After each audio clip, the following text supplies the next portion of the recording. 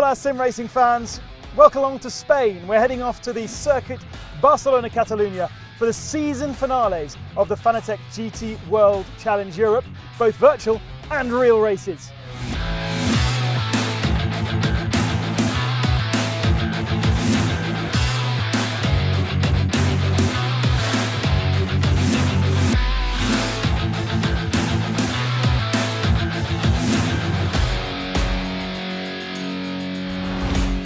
We started our season, of course, in Imola and then visited France in Paul Ricard and then went to the big one in Belgium, the Spa 24 Hours.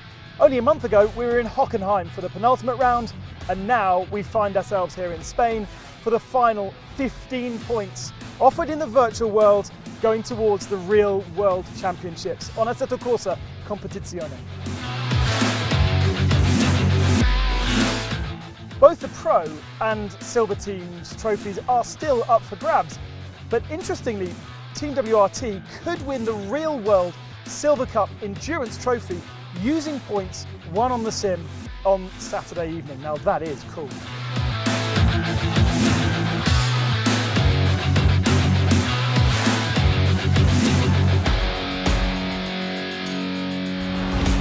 Attempto remain firm favourites to wrap up the Silver Cup, with Alex Akker's only rival being Tommaso Mosca. He must win if he wants to claim the Silver Cup trophy.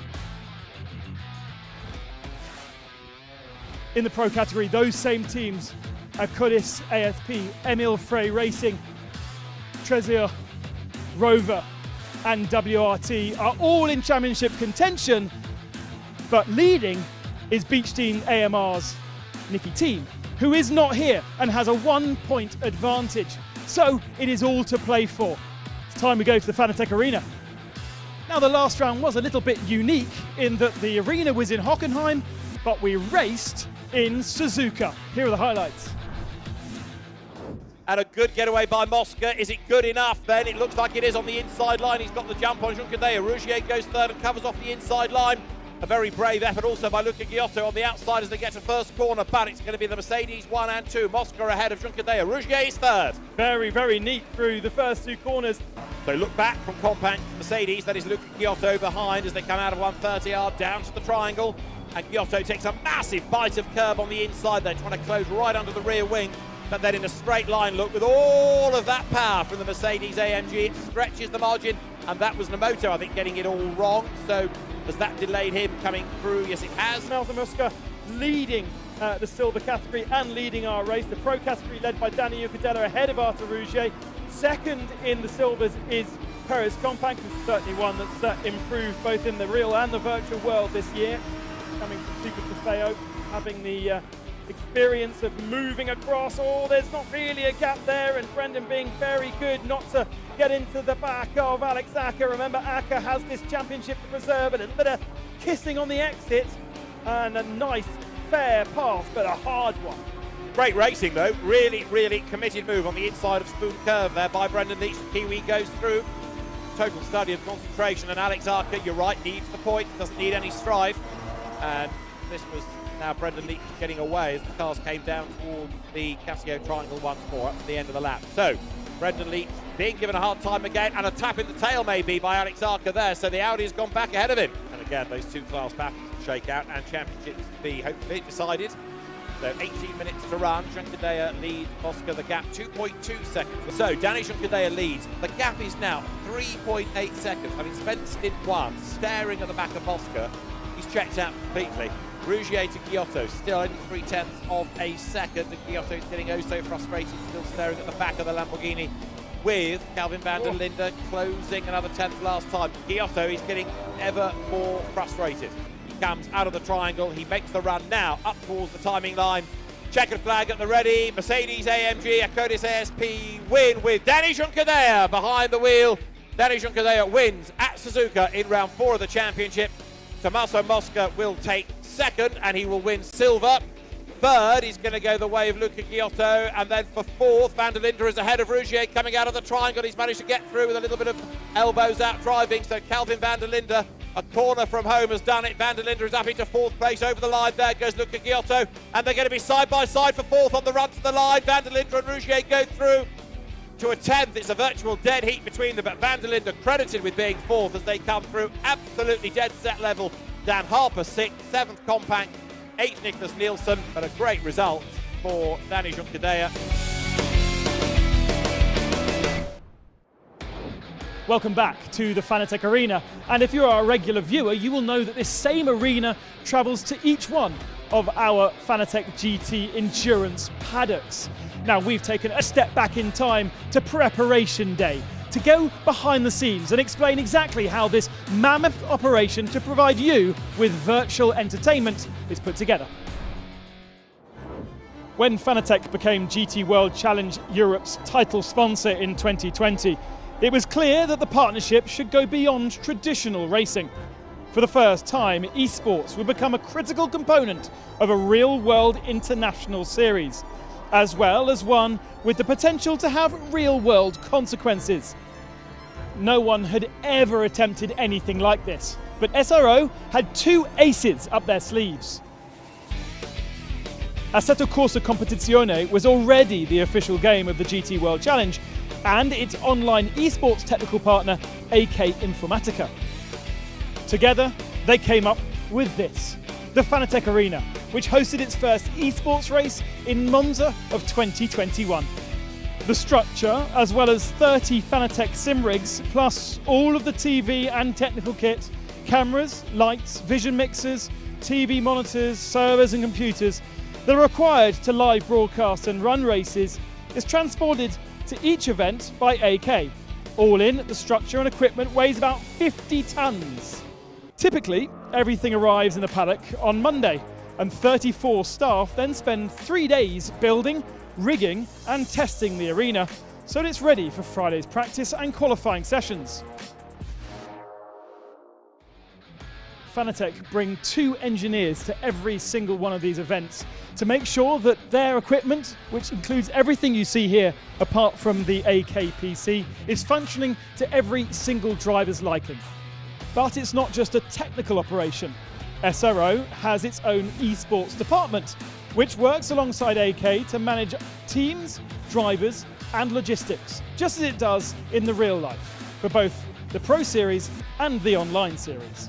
But this is where things get really interesting. All of the feeds from all of our gaming PCs out in the arena are fed back to create a race feed, and that is then added to 3 arena cameras which are out there and edited into the show, plus all of our onboard feeds which are here. Every single one of our drivers has a headshot, and that then feeds out to us as commentators before then to you as the viewer. On the other side is the commentary position, where David Addison and myself call the race. There is also the GT4 European Race Director as our race steward, and experienced sim racing stewards, plus the press officer and championship photographer. At the end of Saturday evening, the points are awarded and the checks are banked. And this then becomes a place where partners of SRO can enjoy and have partner activation sessions before it's packed up on Sunday evening and heads to the next venue.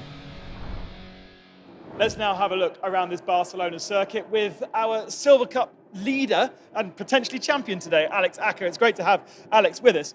Alex, it's a circuit that's not fully represented in ACC because there are a few changes, but also a challenge.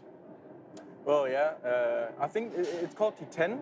The 10th corner is different now. Yeah. So, yeah, it's quite tricky, especially when you just step out of the simulator, and especially in the real car.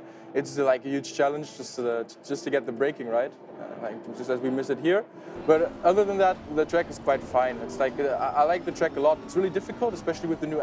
It feels like the new asphalt or the old asphalt, let's say. Okay. And it's like really difficult to drive. But I actually like it. I prefer it a lot over some other tracks in the calendar. Coming up to the end of the first sector, I noticed that you're turning almost in the braking zone and getting early apexes to a lot of these corners. Yeah, in ACC you pretty much use the ABS in order to turn the car. Okay. Because yeah, we just have it as a tool, and especially if it works and if we can get the most out of it. And especially in the braking zones, this is where you gain the most time in the game, and also the acceleration. But it's like if you just hit the line right, it just makes yeah, the corner is a lot more easier for you to hit perfectly and just to nail the entire lap. I imagine this is a pretty critical corner because it's mid-speed, isn't it? It is, it is. For us, in the car, it actually feels like high-speed corner, but if we talk about Rouge, for example, in Spa, it's not that high speed. But it is a mid-speed corner, and it's quite difficult to hit it because you just have one line that works in reality and also in the sim, which is quite similar. But if you get it right, it just feels super. It actually feels amazing. We've been through the slight change there. It's a tighter apex on our simulation of ACC, which is obviously the last couple of years. Down into the chicane, curb or no curb? In the game, no. In reality, you just hit it a bit, or you just try to stay off it. Honestly, like especially the inside curbs are quite high, and it doesn't seem to be that high. Also on the video, especially on and in the real world, let's say, but it is quite high, and you just stay off. It's better. So that's a lap of the circuit. How much practice do you get from when you're at home? Have you got a rig like this that you can do multiple laps? I do have a rig as well. I did train for Barcelona, but honestly, I'm not training that much most of the time. But it's also just preparation for the reality, which is just like basically learning new tracks. But if there's like minor changes on tracks, it's actually not that useful to train that much. But obviously, the other parts of the track, it always helps. So I use it a bit, or let's say a lot compared to others. Let's say. And I also use it as like the tool to gain points in the Silver Cup and all that stuff. So it's like really important for me. It got a really important point for me in this year. Yeah, and I really like that. Attempto Racing have been taking it very, very seriously, and Alex is going to pretty much win the Silver Cup and has lots of points in the real world transferred thanks to his virtual success. So let's now take a look at our championship standings. Attempto Racing needing just one single point to take the victory over Akker ASP in the silver standings. Beach Team will not score points here as they are not here, and therefore mathematically all the way down to 6th position could still win the championship in Pro.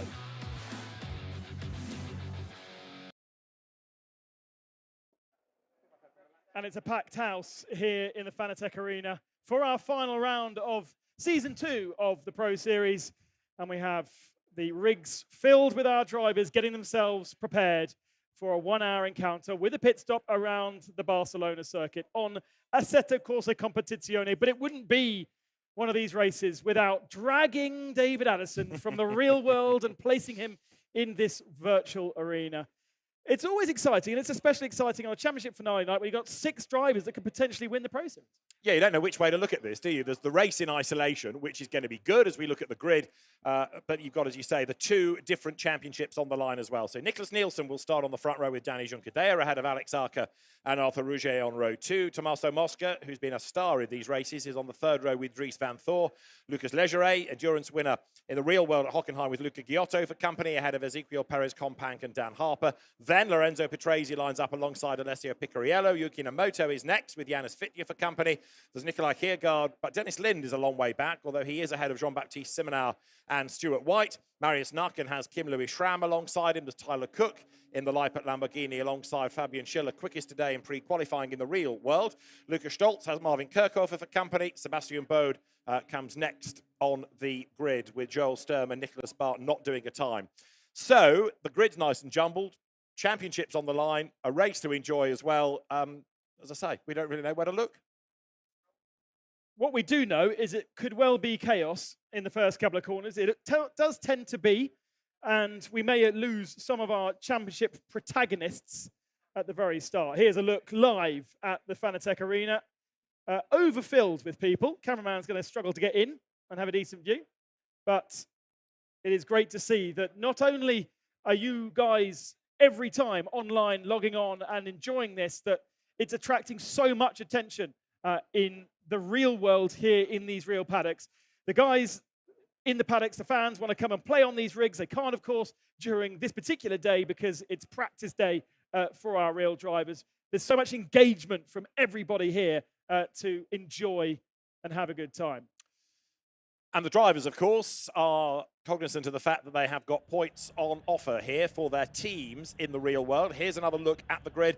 So, interesting, Nicholas Nielsen's car, the Ferrari, didn't really shine today in real-world activity, but you can put some of that down to old tyres. Might do tomorrow in qualifying, but it has done a really good job in the qualifying session for this virtual race. So Ferrari and Mercedes at the head of the grid, and the cars now being released in readiness for 1 hour of racing with, as ever, mandatory pit stops. Yeah, mandatory pit stop where you don't have to change tyres. You only need to do 1 litre of fuel to effectively register for that pit stop. I do see a couple of cars actually in pit lane, so not even starting this race. I think one of which is the Allied Racing Porsche of Joel Sturm. So it might be that not only have they not qualified, but they haven't practiced, and they are not intending to race either. Santalok have been a little bit like that generally this year with their nominations. Nicolas Bart is supposedly doing this particular race for the Santalok junior team in the 26. He has represented them before, but I'm not sure he's actually scored any points for them, and maybe not got many laps. He's actually done it the whole season. And no, I tell a lie, he got a point in round 2. Okay, but may not be taking part in this. We'll see. As you say, he didn't do a qualifying time. So, is it going to be a Ferrari victory then? Nicholas Nielsen versus Danny Juncadella. Well, remember that Danny Juncadella did take the win last time out, had that battle with his teammate Tommaso Mosca, and really did the work in that Suzuka race in the second stint, didn't he? And that was his first ever victory overall. He's won his class before, but he's always been beaten by a Silver Cup driver when he has won. So that was the first time he's actually taken the checkered flag first. And considering his wealth of sim racing experience, Danny Juncadella absolutely loves his sim racing.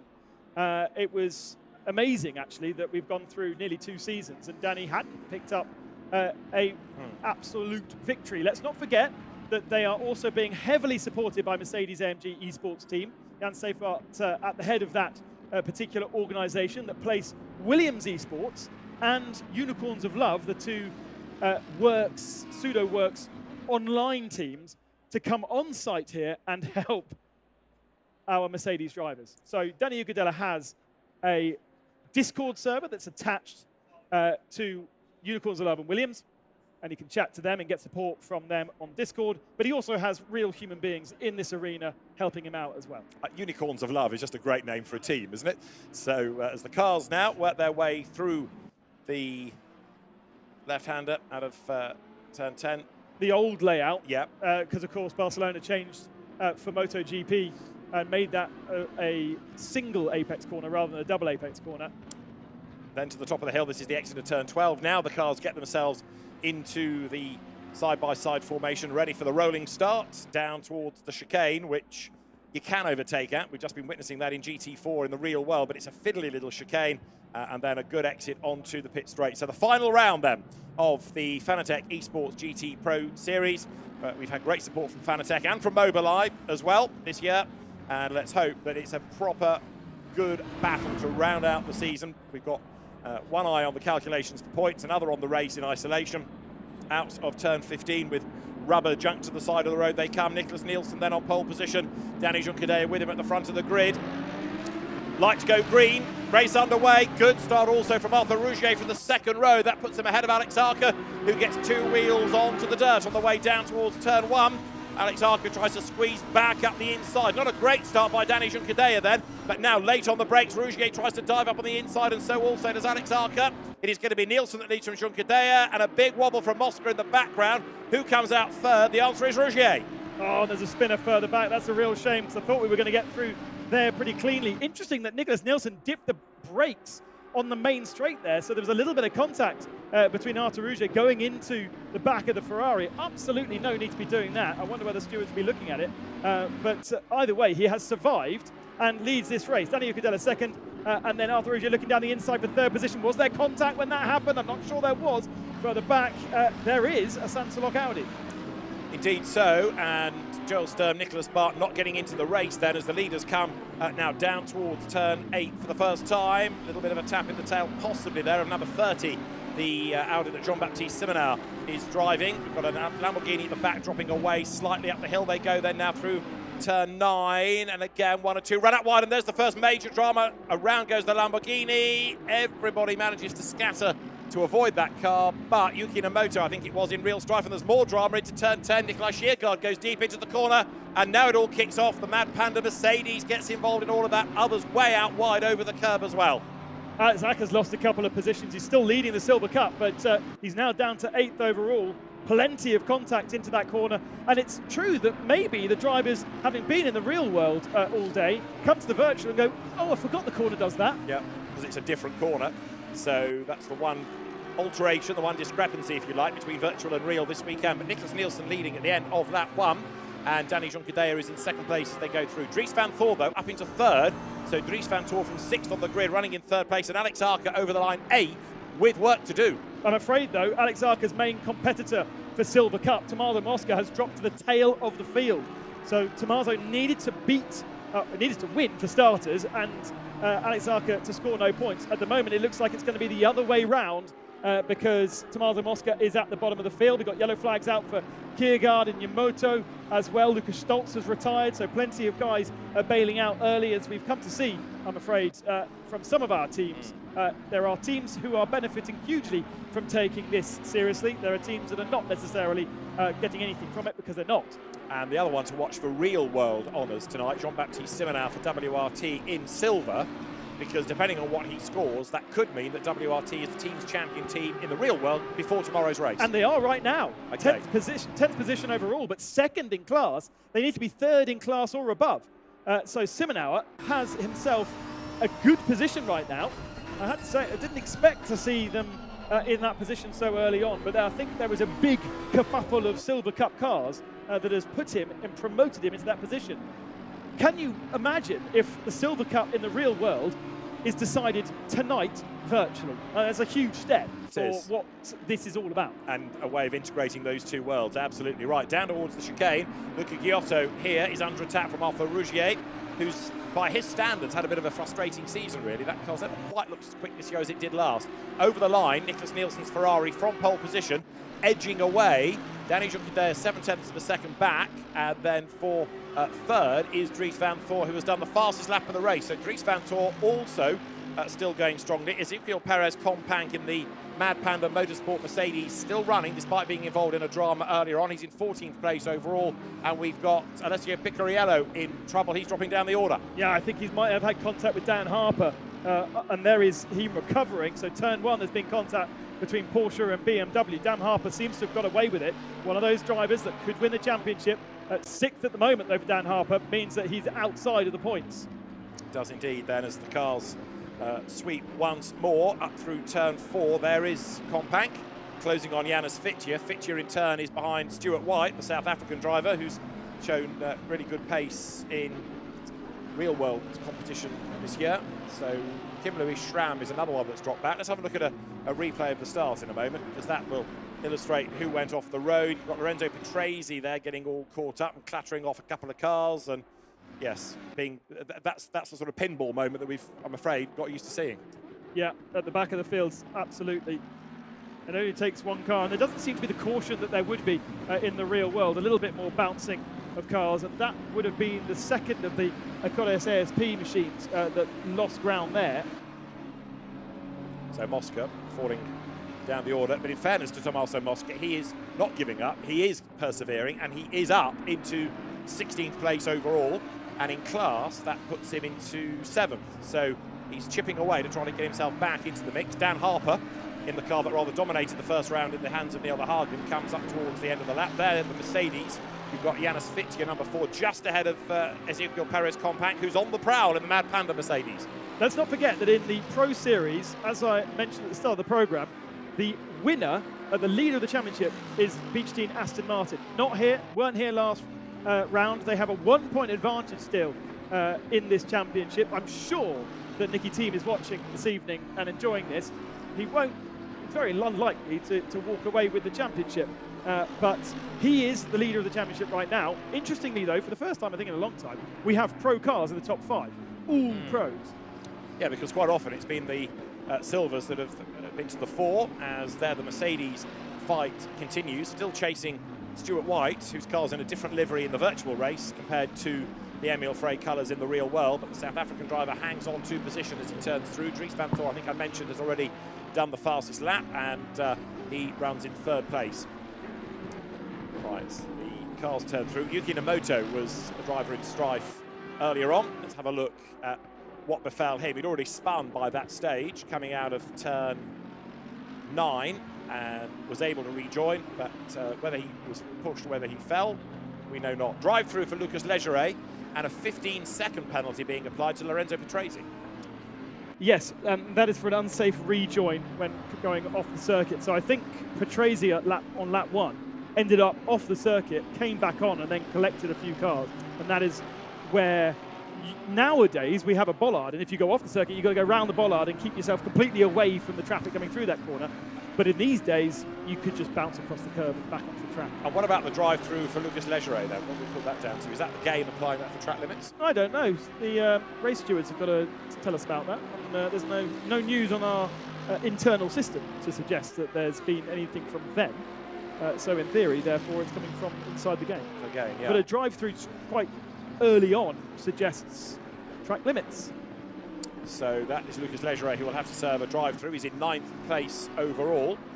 And that's going to bring, of course, once he serves that penalty, Jean-Baptiste Simonard 1 place up the order, and therefore closer to Alex Akker within silver. So 8 minutes are gone, and it is Nielsen from Juncadella by 7/10 of a second right now, Ferrari leads Mercedes. It's a cool thing, actually, in Assetto Corsa Competizione, the way that they do track limits. On some platforms, if you go off circuit, you get pinged for a track limit, you get a point against your license. We go side by side. Stuart White versus Janis Fitje. Fitje in the Mercedes gets run out wide, but he was trying to make the move around the outside. This is the little kink at turn 6, hard on the brakes for 7. Stuart White goes back through, and you're riding with Ezequiel Perez Compact, who is closing all the time. He's lost his shaver, hasn't he? Yeah. For this round. And that is for the race lead. Look, Nicholas Nielsen is under attack, not only from Juncadella, but also Dries van Thor. So Juncadella is on the attack, he's on the defence as they come wide now. Out of turn 12 towards 13. Juncadella gets run out wide off the road. This is Van Thor's chance, is it? Not quite able to do it. Mercedes almost into the back of the Ferrari. It's 5 for the race lead all of a sudden. Why is Nicholas Nielsen going so slowly? He's bunched this pack up massively from where it was 1 lap ago. An incredible queue of Pro Series drivers, of drivers that we know so well from the real world. Here comes Dries van Thor to look to the inside of Danny Juncadella. There is no space. He goes back to the racing line. So Juncadella is on the defensive. Could he go around the outside at turn 1? Surely there's no space to do that. A little bit of leaning on each other for 3rd and for 5th position. Juncadella holds on. No change there. Good defence by Danny Juncadella. Gets a big round of applause in the Fanatec Arena, did that. And Dries van Thor is going to have to be creative. He's going to have to pull off the sort of inspired, innovative move that Mobileye might well be proud of. Behind him in 4th place, Rougier fended off Giotto. But also now, look, Rougier is that bit closer to the Audi, and that has given Nielsen back the advantage in terms of space that he didn't have at the start of the lap. Look back from Juncadella's Mercedes. Van Thor is right there behind him again. Van Thor looks to the inside. He's up the curb, heading through turn 7. They climb the hill. It's a pretty steep climb, this. And Van Thor, remember, has done the fastest lap of the race. So you get the feeling that were he to get through the traffic, he could start to build the race lead. But Juncadella knows exactly where to put that Mercedes, be it virtual or real, to defend. Lucas Legere has been disqualified for not honouring his drive-through penalty within 3 laps.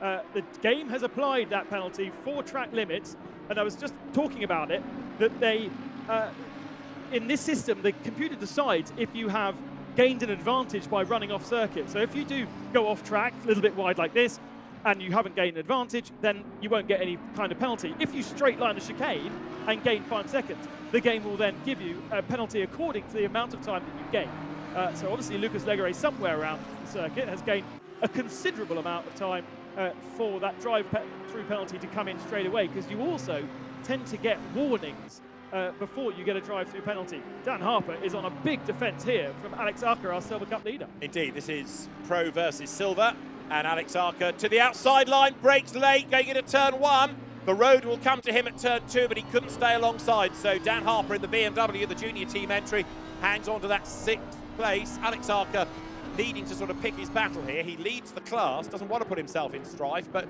would like to be further away from the class opposition.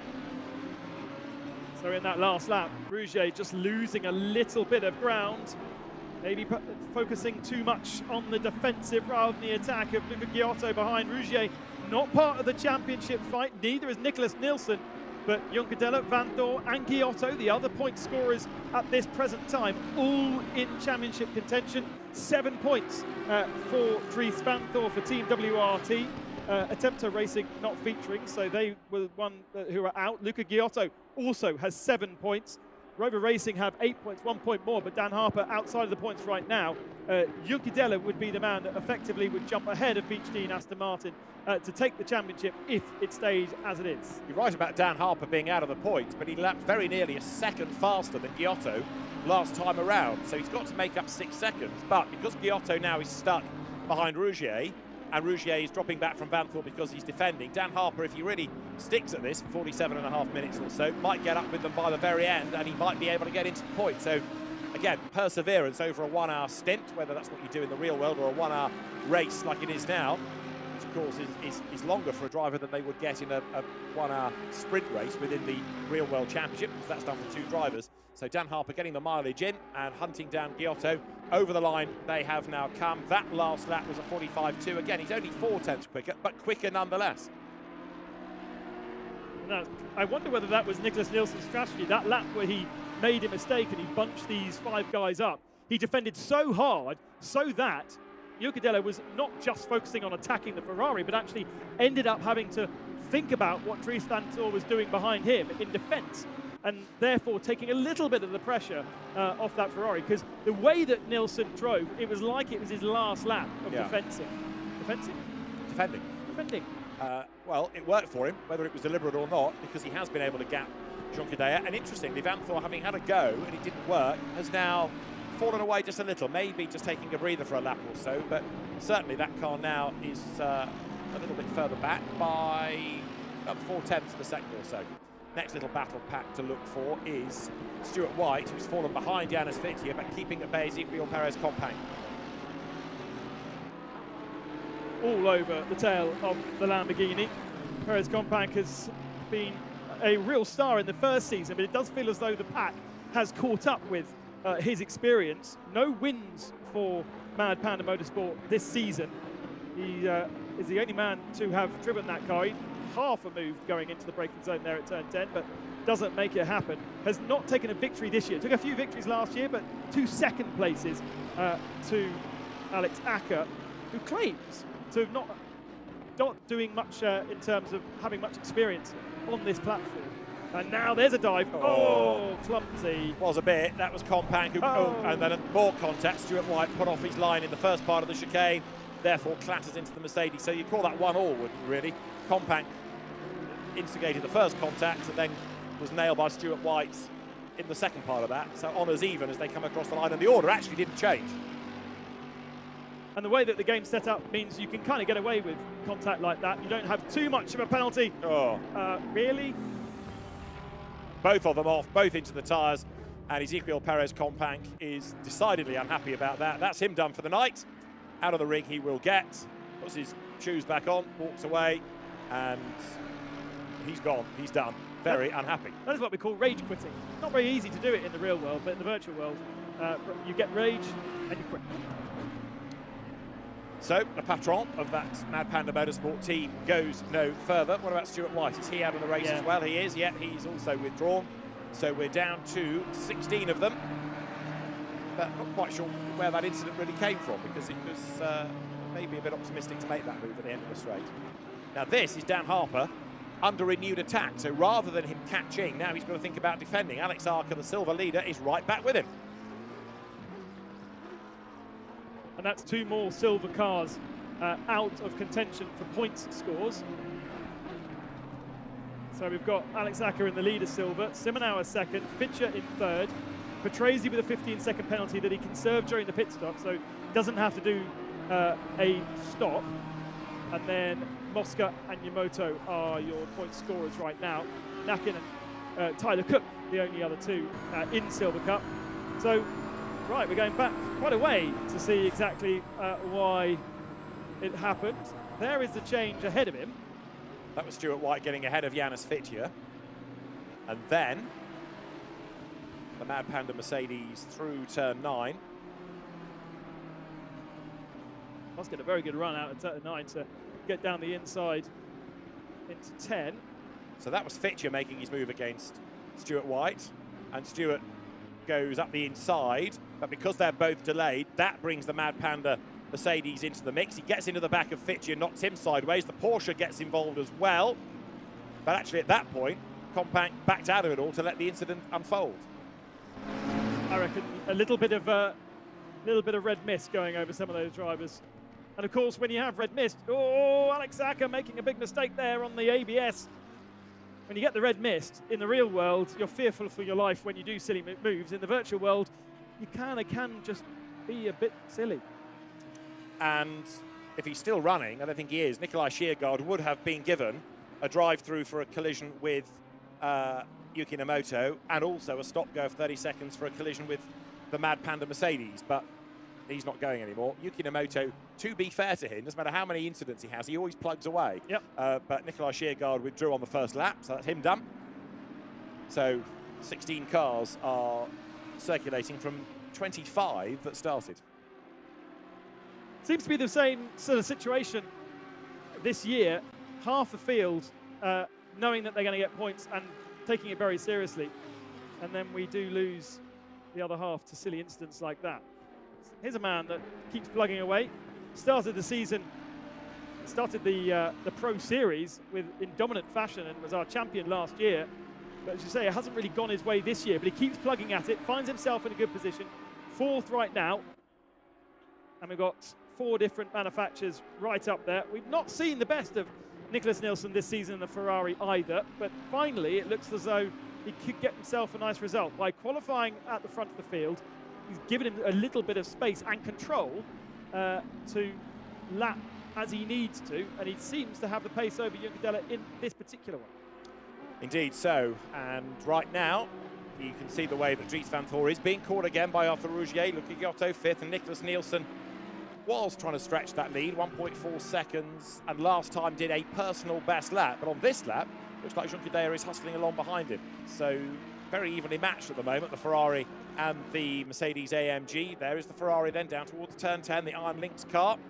Nicholas Nielsen, endurance champion in the real world last year, rides the curbs, sets the car up now for 12, another climb up the hill, and then out of the corner, short straight, and then it tumbles away down towards the chicane and then into turn 16. But on this lap, at least, there's no pressure. The Mercedes is close, but not close enough to attack, that's for sure. 5 points for the victory goes towards the Real World Endurance Championship, as well as our separate virtual championship that will be awarded in the end of November at the SRO Awards. They will win their championship trophy. Of course, we've got thousands of euros on offer across the season as well, that I think for the most part goes to the teams. But there is real things to be winning out of this. You win more money sim racing than you do out in the real world. Yes, it's extraordinary that drivers that started off in the real world, run out of money, go virtual racing and get a wage out of it. So it's proof of just how big an environment and a key part of modern day motorsport this is. Lorenzo Petrazzi, another penalty has come up next to his name, now 25 seconds. So dramas for him. And a 10-second penalty for number 11, which is him. Which is Petrazzi, so that's on 66, which is the other Attempto Audi of Kim Louis Schramm from the start of the race. So now it's 2 penalties combined for Petrazzi.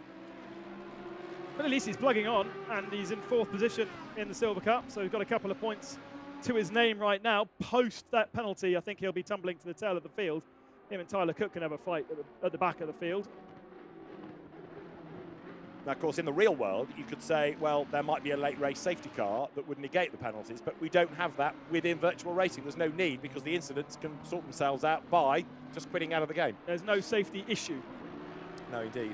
It takes an element of unpredictability out of sim racing, which sometimes it could do with. It's a thought.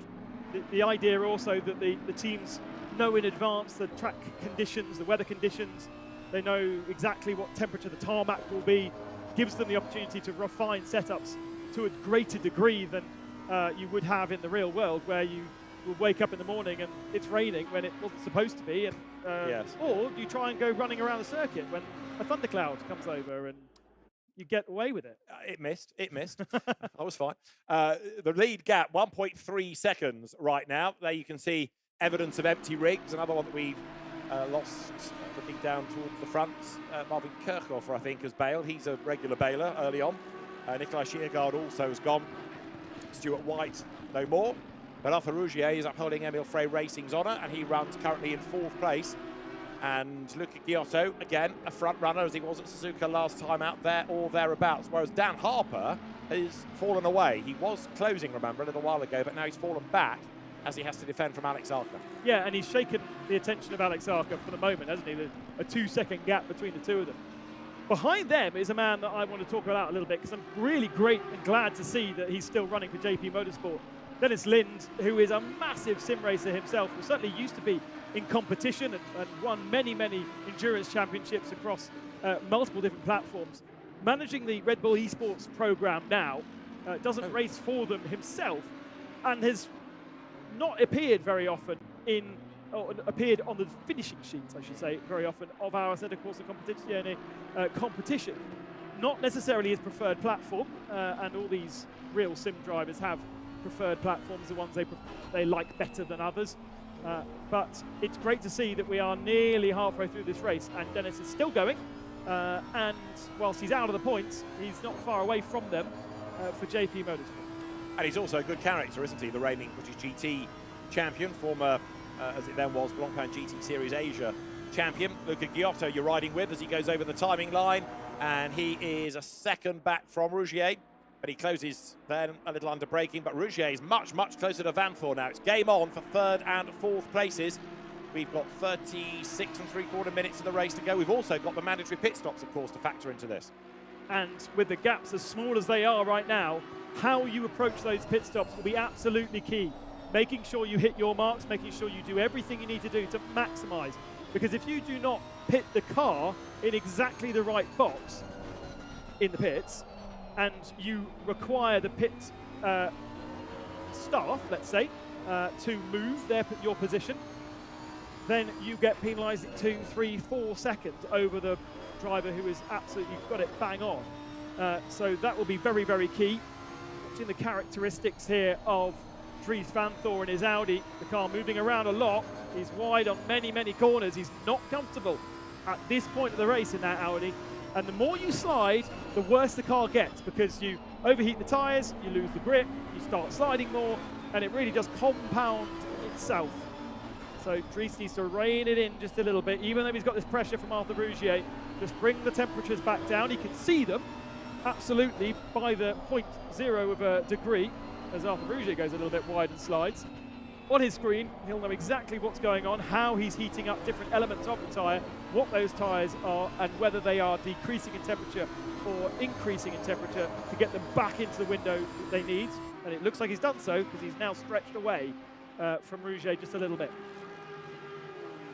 So Rougier goes through. That last lap of his was a 45.6. So yes, Vanthor was quicker, therefore stretched the margin that little bit. The Emil Frey drivers hard at work. You can also see Dan Harper there in the background, and how much effort is put into all of this. You think, oh, they're just sat at a computer screen, but they're not. You know, the whole sensation through the wheel, through the pedals, is as close to the real world as is possible to manufacture. And there, look at Giotto, 5th, coming back at Rougier. So Rougier has a go, closes on Vanthor, gets a bit stuck. That allows Giotto to catch up to him, and then Rougier has to go defensive again. Yeah, it's very seesaw, isn't it? And it has been throughout the whole of the race. Haven't seen that from Nicholas Nielsen, though, over the last couple of laps. The gap now 1.8 seconds. Nielsen does seem very much in control of this one. Well, the leaders turn through. Lap 15 we're now on, and 34 minutes of the race to go. Janis Fitje being given a 5-second penalty for collision with Stuart White. I think that's what we saw, didn't we, in replay? And Janis Fitje is still going. Stuart White's another retirement. So this is the view from Luca Giotto's car. Difference of line there. The Audi slightly closer to the clipping point for turn 12. over that little crest, and Rougier's car possibly a little bit understeery there on the exit of turn 13, just seemed to push out ever so slightly. Interesting when I was chatting with Arthur Rougier as Rougier goes into the pits, when I was chatting to Alex Akker during that lap comparison at the start of the show, he turns and brakes at the same time, something that when you are learning to be a racing driver, you're told not to do. You do your braking in a straight line, then you do your turning.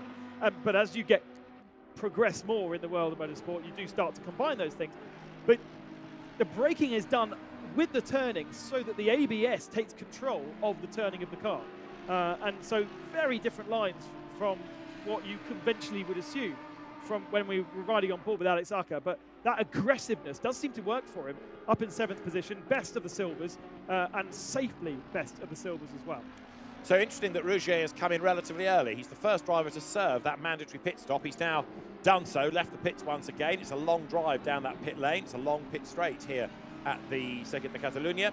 So will that, in the long run, prove to be a good move for Rougier? Can he gain on the pit stop? Is it going to keep him in 4th place? Further back, Picariello and Simonauer are through here, and Picariello is now 8th in the Porsche, Simonauer 9th in the Audi. The problem with pitting early is with nobody else pitting around you, you've fallen into traffic. So Rougier's 3.4 seconds behind Tommaso Mosca. Now, we know that Mosca is, on his day, one of the fastest men out there, so he's not necessarily going to be held up too badly from Tommaso. 3.3 now, the gap showing on your screen. But ultimately, Rougier really wants those guys around him to pit, so he's got clear track. You wait later, when more people have pitted, you're more likely to have that clear track and less likely to be caught up in traffic. So drivers in the arena, all hard at work, still staring at their screens, getting information through Discord channels in their ears in many cases. And as the race currently is on, lap 17, another one bails for the pit lane. That's Alex Akker, and I think also Luca Giotto is in. Yeah, Giotto already into pit lane. So Giotto fighting with Arthur Rougier pre-pit stops. Let's see where Giotto comes out post-pit stops. We would expect him to come out behind Rougier, Alex Akker as well. That's where they were pre-stop. And the window is only 6.5 minutes left on it, so not a huge amount of variance that you can do in terms of strategy, but just that 1, 2, 3 second lap difference could be crucial depending on how good your in and at laps are. At the moment, Rougier is in clear track. He's got 2.5 seconds behind Mosca. He's 2.5 ahead of Yamamoto.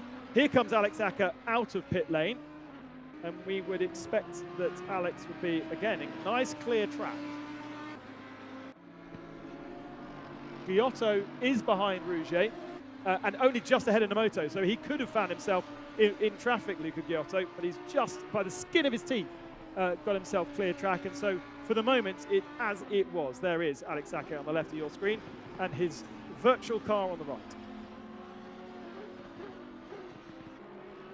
Now there is Nicholas Nielsen, the race leader, and 1.4 seconds he was ahead of Jean Cadea. He is now 1.8, so on this lap, edging away a little bit. Does that suggest a big push before he has to bail for the pit lane, I wonder? Let's see.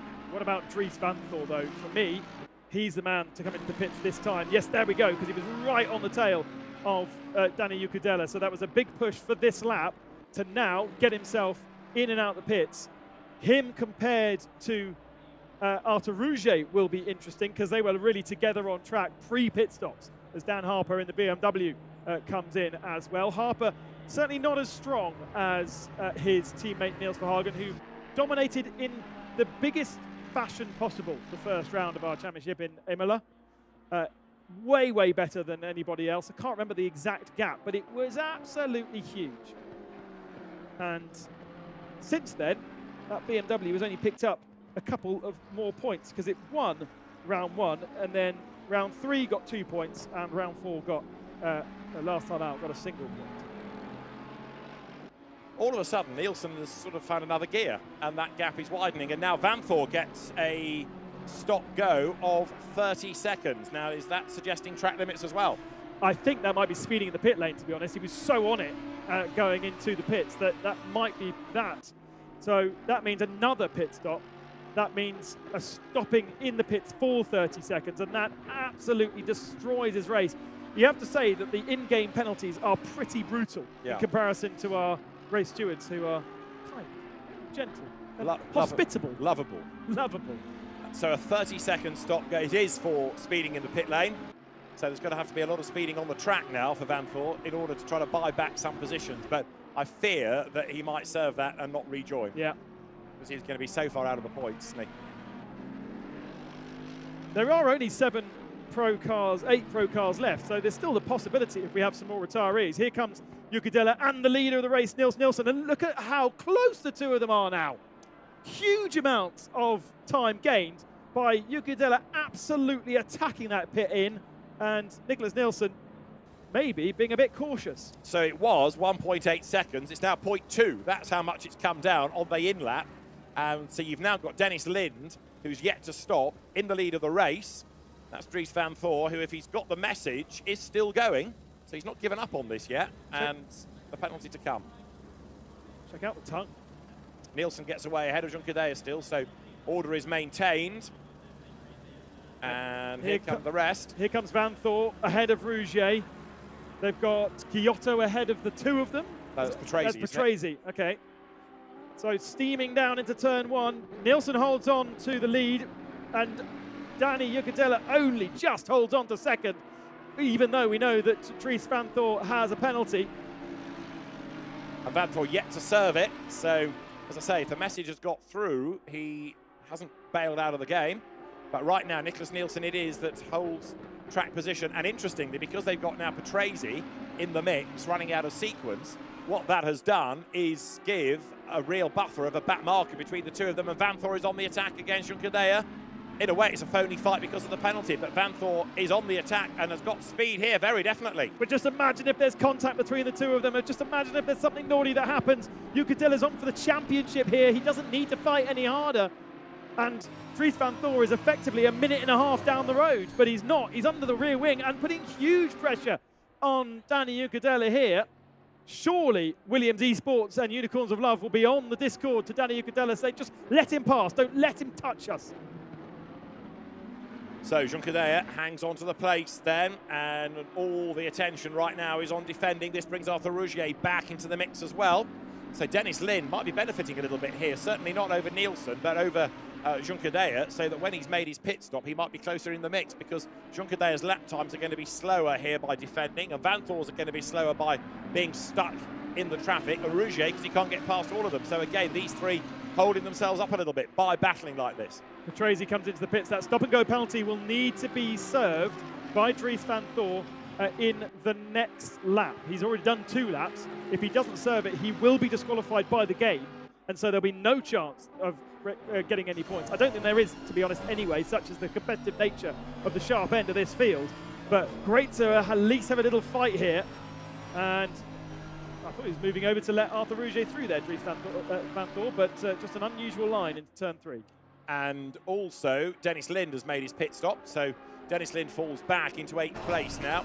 Junqueira, then Rougier, you're looking on board. Rougier closing on Vanthor. Vanthor is virtually there on the back of Junqueira, but he still can't quite find a way through, can he? As the car's now once more turn downhill, swing left, onto the power, coming out a little bit wide up now towards the curb on the outside, but for Dries Vanthor, this could be the last lap of his race if he doesn't pit. And I'm surprised that Danny Ukadela seems to be struggling the way that he is, to be honest. Yeah, they're all up for the fight, but it's a fight they needn't really be having. So the Audi sits on the tail of the Mercedes, through they come again. So Dries Vanthor, with this penalty hanging over him, runs 3rd, but this just plays into the hands of Nielsen, doesn't it? Because he can gain ground whilst they're squabbling. Tyler Cook with the same stop-go penalty for speeding in the pit lane in last position. It does also seem as though he hasn't actually done his conventional pit stop according to the timing screen, so not quite sure how he's managed that, but he's well out of it anyway. And Dennis Lind as well. Now Dennis Lind has been in the pits, I've seen it, but that's not indicating green. Now as there Vanthor does come in to serve the penalty, does that suggest that Dennis Lind did something wrong in the pit stop? Yeah, maybe he's not registered. He didn't do his mandatory 1 litre of fuel to register that the pit stop has happened. We'll have race control having a look at that, but curious. Both Tyler Cook and Dennis Lind not registering as pitting, although clearly Tyler Cook has. and race controller checking Dennis Lind and Tyler Cook to see if they have done those pit stops correctly. So we've seen them come in, but it might be that there's a glitch in the system. It might be that they did something wrong themselves. So we saw that, didn't we? From was it Danny Ucadella a couple of races ago? Did exactly the same thing. Did the pit stop, but didn't put 1 litre of fuel in, and so it didn't register. Dries van Voor then, having done the fastest lap earlier on, down in 10th place. Now down to 11th place as he serves the penalty, dropping. He's going to drop a long way back, I'm afraid. 30 seconds stationary plus the in and out time. It's going to be around a minute, so he's going to come out with Petrazzi, I think. He might have someone to play with at least. True. Or he might just decide to leave, which he's done. He's gone. Which we kind of predicted. So it is a shame, but I think next year's regulations will have elements in them to prevent early leavers. Remainers. So there you've got Arthur Rougier making the run up now into finally 3rd place and chasing after Junqueira. So for the first time he's got a clear bit of road really. He doesn't have to think about Van Voor. He can just now get up onto the back of the Mercedes, and that's happening relatively easily, isn't it? Now, not suggesting he's going to find getting past all that easy, but he's making progress to catch. So Van Voor going into retirement means that Dan Harper now picks up 1 point for Rover, even though he's a bit in no man's land right now. I think Alex Akker might catch back up to him, and he might have somebody to play with for the last 20 minutes. And what about Silver? Alex Akker is ahead of Jean-Baptiste Simonau, Tommaso Mosca 3rd. Up to 3rd, yeah. Yeah, ahead of Fitje, and then the recovering Nemoto. Marius Narken is into the pits. Again. As Junqueira turns through, Arthur Rougier edging ever closer to him. So that gap coming down slightly. It's 0.4 of a second between Junqueira and Rougier, but again, that's a bit elasticated on different parts of the circuit. There are strengths of the Lamborghini, there are strengths of the Mercedes. But Rougier is concentrating hard and closing onto the tail of the Spanish driver.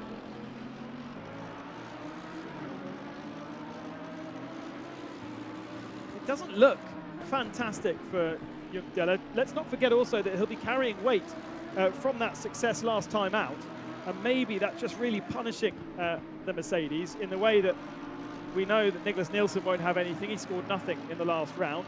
And Arthur Rougier scored 2 points, so he would have been out of weight range as well. So maybe that is the difference here. Extra 30 kilos of success ballast from the last round could just be hampering the Mercedes here. I feel as though we might have a change of position. Now, a change of position championship-wise from Rougier passing Ucadella wouldn't have any effect. Danny would lose 1 point, so he would only pick up 3 points, but it would still give him 13 points. And that would be enough to overhaul Nicky Team's beach team, Aston Martin, who still has 11 points, despite not being at the last round, and obviously not being here either. I don't know whether he'll pick up a championship trophy, because he hasn't completed the full season. Interesting point. I think he would if he's able so to do. Now Rougier, again, you're right, starting to plan this move. Now he's going to be able to see where that Mercedes is strong. We've got 1/3 of the race to go now, just 20 more minutes of the race to run. The lead gap up again, 2.9 seconds. So Nicholas Nielsen has now got command of this because Junqueira is so busy having to think about Rougier, he can't purely attack for the race lead. So it's looking good for the Ferrari. And Arthur Rougier, as we say, he's been there or thereabouts, but never absolute outright pace this season. But a podium would be a good way to round out the year. If you are a fan of online racing, don't forget that we still have the SRO online series with the very best Assetto Corsa Competizione drivers in the Intercontinental Endurance Championship, still with 2 rounds to run, I think. And Arthur Rougier right now knows that he is running out of time, so he needs to get on with this if he can do anything at all about that Mercedes just up the road ahead. But again, the balance of performance, whether it's real world, whether it's virtual, it's so close, so competitive. The cars are made to be evenly matched, and therefore nobody has that real advantage. Yeah, balance of performance in the real world, not really applicable to this. So we have a special balance of performance for Assetto Corsa Competizione on all the general races. And don't forget, you can buy this platform and go racing yourself, and you can log on to the servers and go racing against other drivers in the real world. The easiest way to do it, log on to SimGrid and participate in one of their daily races. And those individual servers will also have balance of performance to make sure the cars are relatively easy matched. Every time a new release of Assetto Corsa Competizione comes out, an update of the balance of performance, an update of the new cars, for instance. And then, because these pro drivers are not to the level of our professional sim drivers, we also then have a special balance of performance for this particular competition as well. A little bit easier to apply in the virtual world than the real. Alex Akker with a dive down the inside to make 5th position. Good move that. Alex Akker dives through ahead of Dan Harper. So he's gone through into 5th place.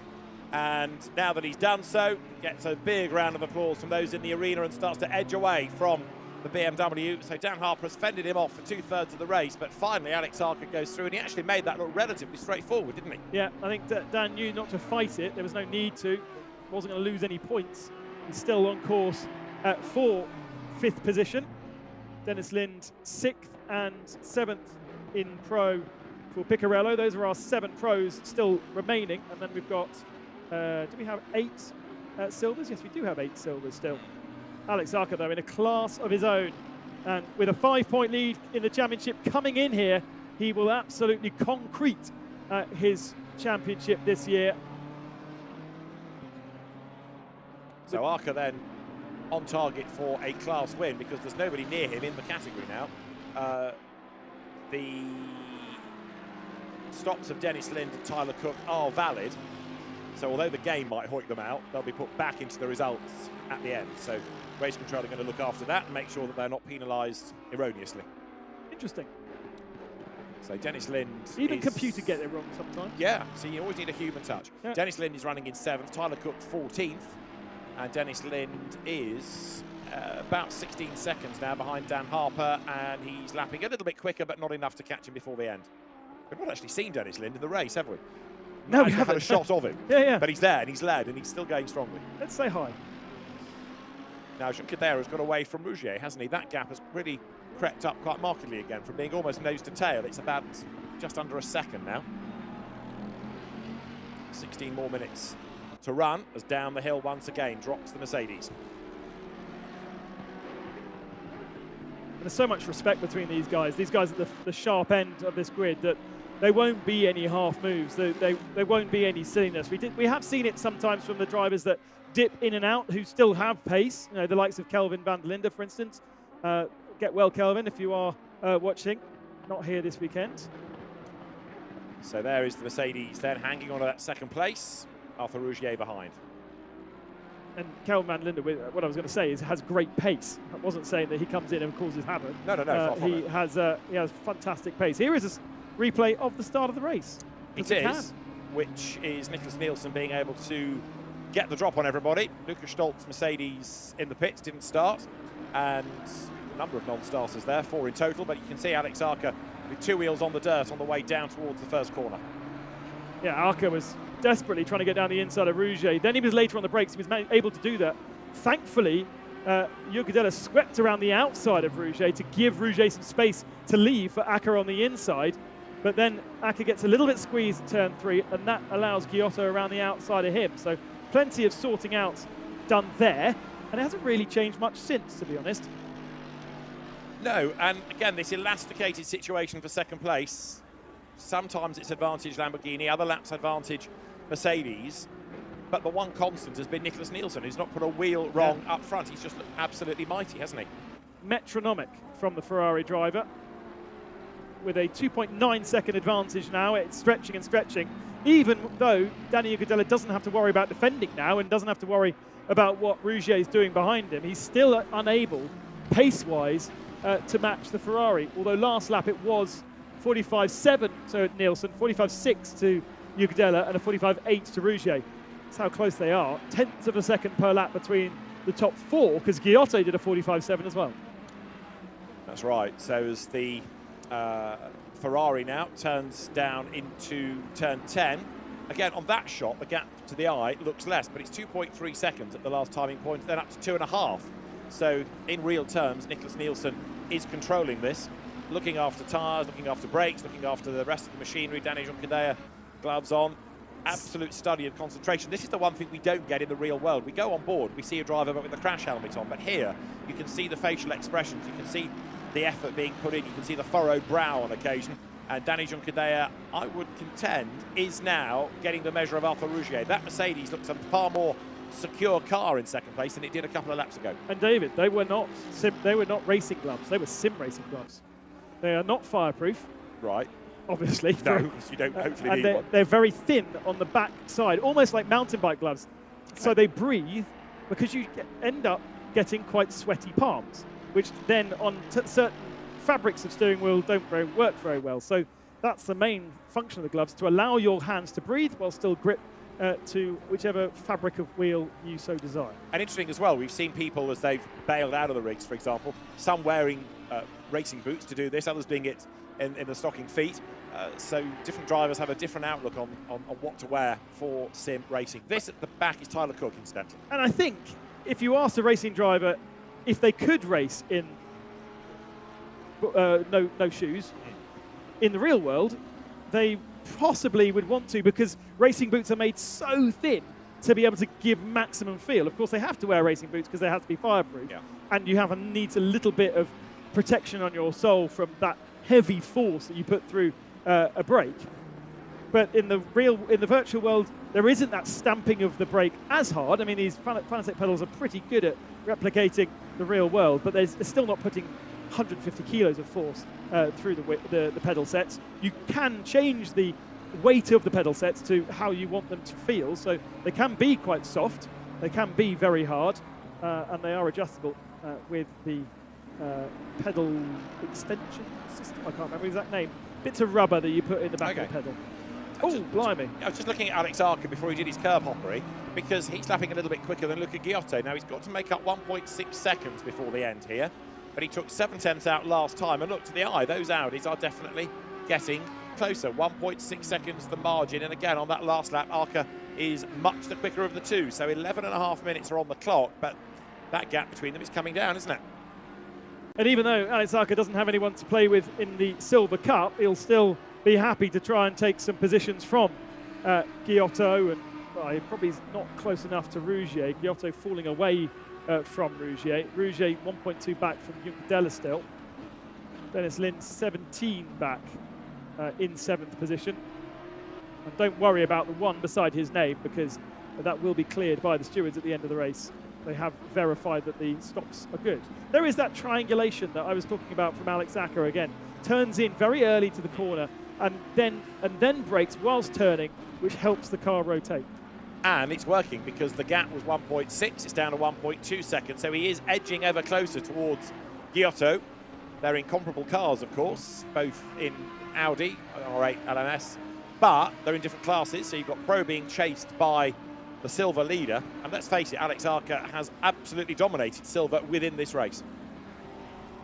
Of course, the representation of the Silver and Pro is taken from the real world. It is the classes in which they are entered into the real world endurance series. Has no real reflection on the drivers, and Jean-Baptiste Simon now having a big old moment there, holds on to second in Silver. And remember, picking up those valuable points in the real world championship. Needs to outscore Attempto Racing by 3 points. It's not that he needs to get 3 points generally. I got that wrong at the start. But anyway, these 4 points that he will get will still be mightily important when it comes to tomorrow's Endurance Cup. And look at this, half a second now between the two Audis, so Alex Akker is going to certainly catch him on this lap, and a move is imminent, isn't it now, between the pair of them as they come out of turn 2. So Alex Akker in the Attempto Audi, chasing after Luca Giotto, and is he near enough? Not yet.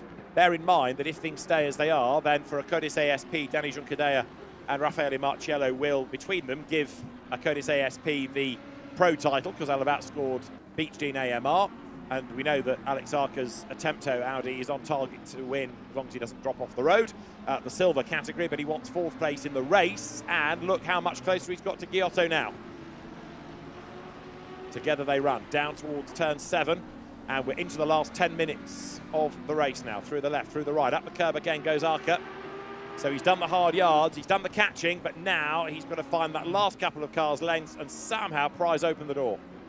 And do it cleanly and not incur a penalty, because the penalty dropping him down the order would really mix things up. I think he would still win the championship, but in terms of that Endurance Cup tomorrow, that would have a major effect on the fight. So I mean, again, we spoke about this in GT4. There's absolutely no need to, but he's a racing driver and he wants to. Exactly, because he won't score any more points by getting past Luca Giotto, but there is pride at stake. And also, if he feels he's quick enough, then he doesn't want to be held up. So, through turn 16, they come now towards the timing line. And this is where Akker has been able to gobble up the real estate on previous laps. The margin 0.3 of a second now as they go through. He's not close enough to have a dive. Giotto is having to think about going defensive. And just like Akker doesn't really need to attack, Giotto doesn't really need to defend because they're in different classes, but Akker does commit to the inside line, dives through on the inside of turn 1. Job done, good, clean pass, excellent move. Sensible driving from both, neither fighting too hard, that one. Luca Giotto can now sit behind Alex Akker, learn exactly what Alex Akker is doing, watch him around this lap, and maybe get towed onto the tail of the guys ahead. It's only 7.5 minutes remaining. I'm not sure Akker's got that much extra pace over Rougier to get up one more position. No, I think he's going to struggle to catch him in 7.5 minutes, but 4th overall for the silver leader is an impressive run, no doubt about it. A second in the silver contest is still Simonauer, and he's 6 seconds up from Mosca, who's struggled really to recover much more from that early skirmish. Because bear in mind, that was a man fighting at Suzuka's race for the outright win. Yeah, but if you look at the form, he took victory in the second round, then took weight into the third round where he scored no points. The weight came off, he scored 5. Yeah. The weight came back on again for this, where he scored 0. Tommaso Mosca, that strategy would have worked for him had he won the first round of the championship. He then would have carried points into the second one, been heavy, scored nothing. He would have got 15 in total. And that would have, okay, Alex Akker has 15 now, so it maybe still wouldn't have won in the championship. But if you're going to do it, if you're going to play that game, and it harks back to the days of Andy Prio in World Touring Cars, where he used to play the reverse grid. He never had a car that was ultimately the fastest, so he aimed to win race 2 and ultimately won championships for Absolutely. And therefore, factoring in Danny Junqueday with 30 kilos of weight, being second overall is not bad at all, is it? Because that's the heaviest car within that leading trio by some margin. The other two not carrying weight. Yeah, who else was carrying weight from the last round? Junqueday and Luca Giotto's got weight, and maybe that's why he's fading at the end of this one. Andries van Thor would have had 10 kilos. Yeah. So that might explain where Giotto's pace has gone in this last part of the race, that the weight is just taking its toll on the tyres, and he hasn't got a car that can do the full 59.5 an hour race. Nicholas Nielsen, though, to come back to the line we uttered earlier on, has not put a wheel wrong. He's looked absolutely mighty in this. He's been able to control the pace. When they have got near, he's been able to defend and then pull away. And with 5.5 minutes to go, it's just a case now of ticking off the last 3 laps. And he seems to have been faultless. He seems to be absolutely metronomic. The pace is there and thereabouts. That last lap was a bit on the weak side. As 46.1 versus what we're seeing at Akker doing 45.5s. He's done a 45.3 as well in the second stint. So he has given some time away on that last lap. Yeah, Junqueday did lap quicker, you're right. So we are going to have just 5 minutes of the race remaining as he comes up towards the timing line. And there's going to be time there for what, 3 more laps? Over the line goes Nicholas Nielsen. Danny Junqueday, he's having another attack because the gap is down. He's lapped quicker by half a second. So 1.3, the margin now between the top 2. And the margin between second and third as well. It's equidistant between our top 3. As you say, has the Mercedes at Danny Junqueday, was he pacing himself early doors to get himself to the end? Has Nicholas Nielsen pushed too hard early doors? And so now the tyres aren't giving him the same feel, the same grip as they once were. I mean, for sure, they're going to be off from the start of the race, but it's all about that setup and making sure the setup doesn't use the tyre too much. This is Junqueday at work. in the car. So this is a virtual Danny Junqueira you're looking at. And Nicholas Nielsen is 1.2 seconds up the road, so the gap is down a fraction further on this lap. 4 minutes and counting. Over the curb goes the Mercedes. This is the climb up towards turn 9. Turn right, keep turning. As soon as you crest the rise, then you can see what's the other side, and it's this run down towards turn 10. This, another view, and the margin 11/10 of a second. So another little bit of time pull back down into the braking zone. And incredible how smooth Danny Junqueira is on the steering. There's hardly any corrections. He knows that the more you move the car around, the more that the car slips and slides, the more effort you put through the tyres. That is a temperature issue as well, because you overheat them, and they're very sensitive in ACC. But also, you then lose the grip because of that, and you lose pace. So being super, super smooth and keeping the car straight is the best way forward. And it's working for Danny here. It is indeed, then, as they come up again towards the line. So through now goes the Ferrari. 3 minutes to go. There is time for this lap and one more, but only by about 15 seconds. And so Nicholas Nielsen can't back it off to try to match the time. He's going to have to keep on pushing now because Danny Junqueira is getting closer. So 2 laps to go. Ferrari versus Mercedes. Rouget not really a factor anymore. He's fallen back a little bit too much in 3rd place. Whoa, 1.5 seconds? That's a little mistake, isn't it? And it could come straight back to him. Could do, but they're not making mistakes, these two. No, they You've just are made not. the point about how smooth both Junqueira and Nielsen are looking, and Arthur Rouget a bit like we've seen in the real world so far this weekend, lacking that last 10th to get the Lamborghini to be in the mix and stay in the mix. Akker took 0.6 of a second out of this top 3 on his last lap. He is still incredibly fast in his Audi, so he's got the car to come to the end of the race. We know that the BMW is always set up to that philosophy by Niels Naujoks, who helps out the team BMW. He is a BMW Works driver in the championship, in the online championship for BS competition. I don't know still whether, we know that the Lamborghini's drivers get assistance from the real world Lamborghini team. Mercedes obviously with Williams Esports and Unicorns of Love, which are backed by Mercedes AMG Esports team. Ferrari with FDA get lots of support, but I'm not sure about Audi. Well, Nicholas Nielsen right now is on target for leading on to the last lap. Whether he will lead at the end of it, we'll find out, because they come through with Alex Akker, the silver leader there in the split screen in 4th place. Proof of how much closer he is to Rouget. So 1 lap to go. Through they come. Nielsen it is, ahead then of Junqueira, ahead of Rouget. And then 4th, leading silver and silver champion-elect Alex Akker. Right, into turn 1. Last lap for Nicholas Nielsen. He hits the curb, he gets all sideways. He hangs on to it, but only just. And now Junqueira is much, much, much closer. He's got a good run all the way around turn 3, and all of a sudden the pressure is on. The atmosphere changes at the Fanatec Arena.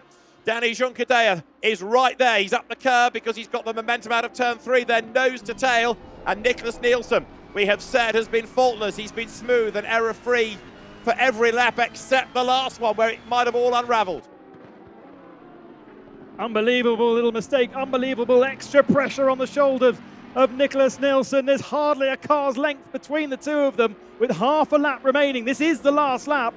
Just nibbled a bit too much curb, and now he's playing uber caution. And once again, the elbows come out and the defensive moves start. We saw in the middle of the first stint how hugely defensive Nicholas Nielsen could be, and he's going to have to do the same thing with just a couple of corners left. Lights flashing. Junqueira looks to the inside line into turn 10.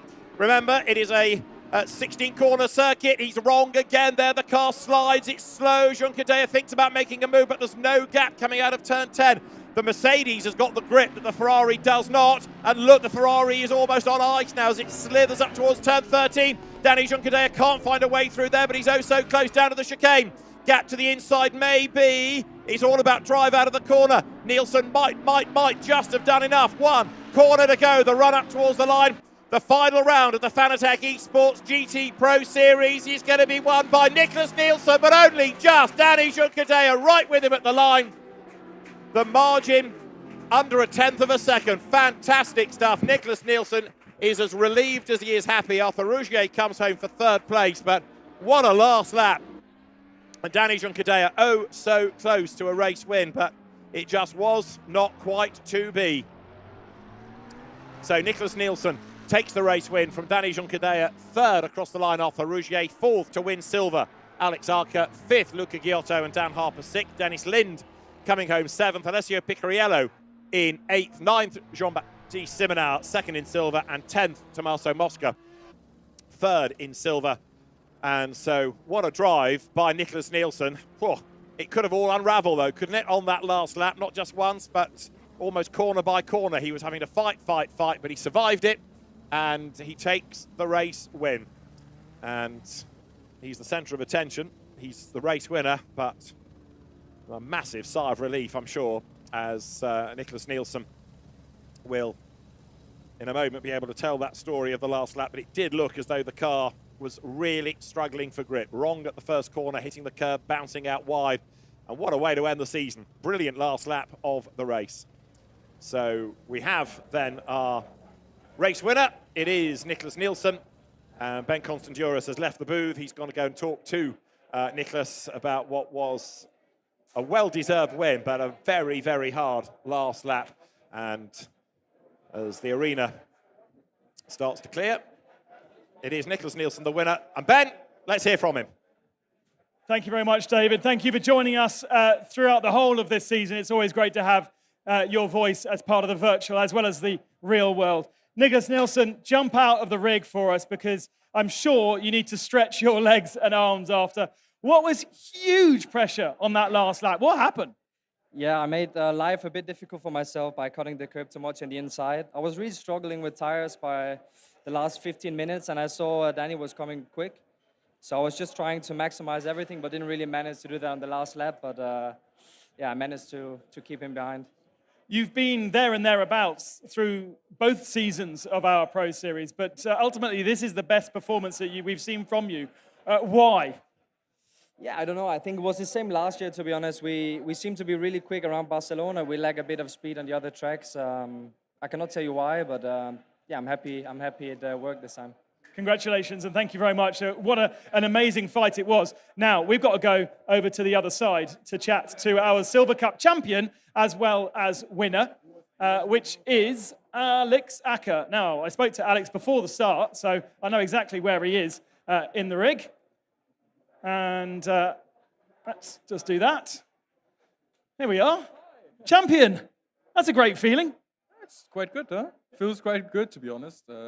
Yeah, it was a bit gifted to me at the start. I think it was like quite tough at the start, but well, we also have to manage it towards the end, so it was okay. I mean, you say you were managing towards the end. You were the fastest man out on circuit, and you were catching the pro guys in front. You really looked like you had good pace right to the end of the race. Yeah, towards the start I was a bit patient, and then just tried to attack towards the end. But yeah, it showed the real pace. And obviously, like, everyone was fighting. Everyone was just fighting for position and stuff. So obviously, I was the quickest because I was just going like freely and stuff. So it was all fine. So as I've trained, it was good. You really have been the class of field in the Silver Cup. Just tell us what kind of preparations and what kind of experience you have to get yourself to this level when you come here on site. Well, you just get into the seat, try to get us the ACC game for overall, and then just get a small coach. In my opinion, was a friend of mine who was just like driving with me the entire time and helped me a lot. And yeah, we just had fun and just, yeah, we were raging. We were just like driving normally, but it was fun overall. So it's actually just like combining and stuff. It just like binds as well. Awesome. Congratulations. See you on the podium in just a second.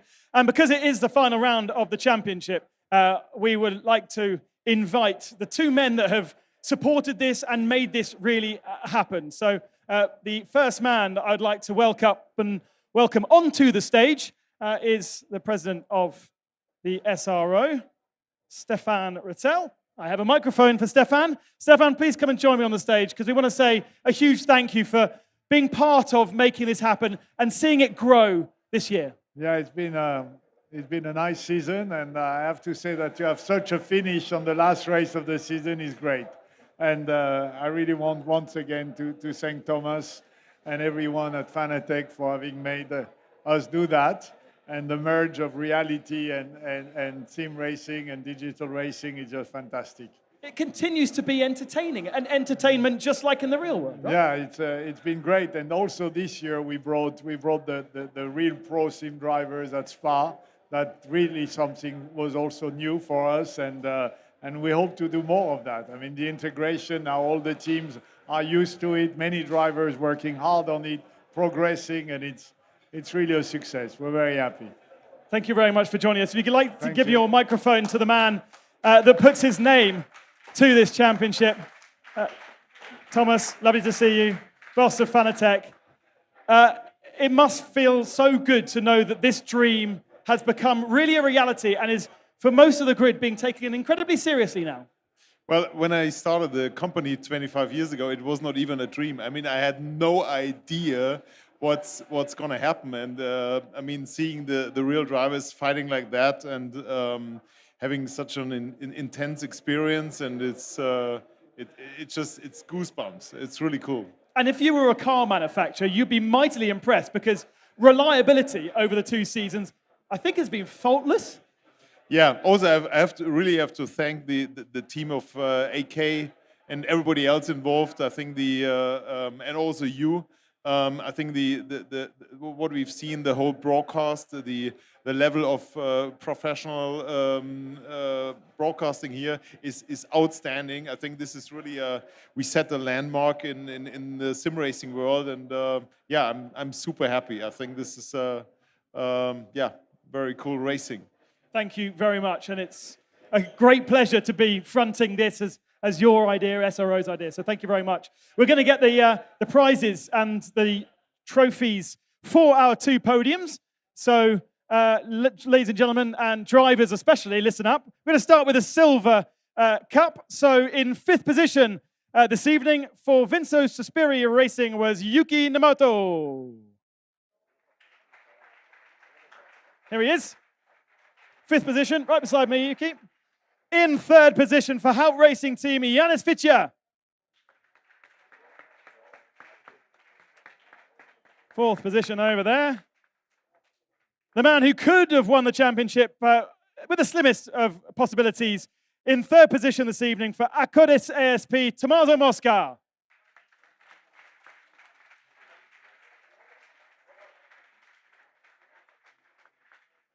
Doing all he could for his team, WRT, for tomorrow's Endurance Cup race, getting 4 points for them.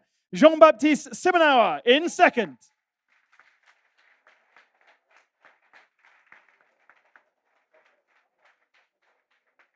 But as you've heard already, the man that has really dominated the championship this year in this virtual world for Attempter Racing, Alex Akker.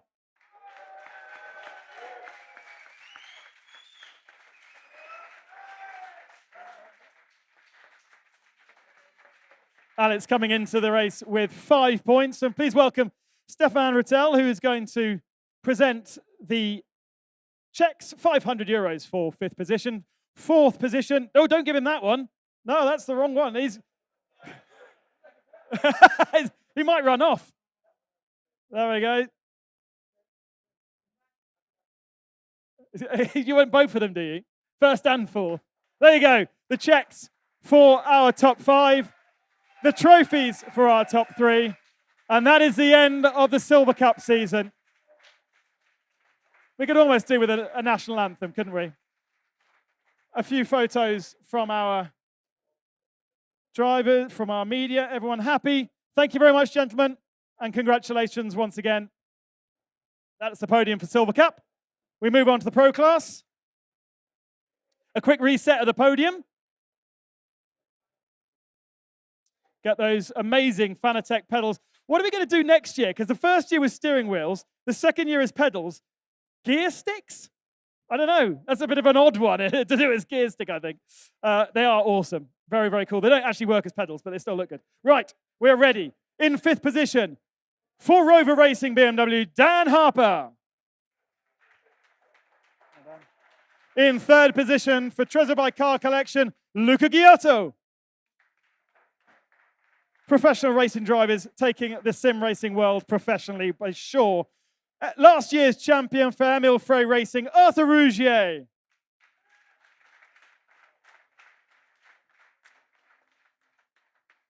And now, in 2nd position, this year's champion for Iconis ASP, Danny Ugadella.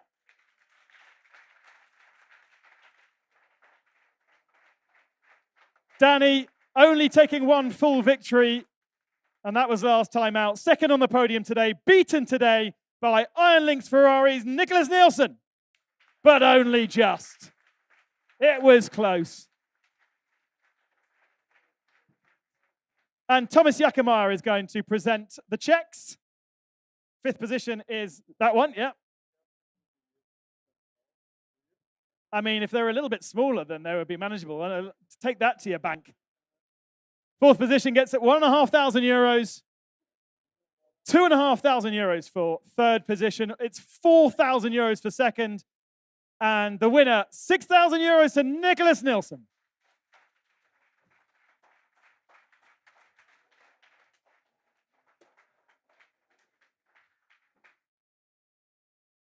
Plenty of photos being taken. Media seem pretty happy. Thank you very much, gentlemen. Enjoy your evening and good luck tomorrow for the final round of the Endurance Cup. Those points go towards tomorrow's real race. And that's why this is important. Blending the real and virtual worlds in a way that has never been done before. This is the end of our 2nd season. I really hope that you guys at home have enjoyed it, that everyone in the arena has enjoyed it. Have a great evening and goodbye for now.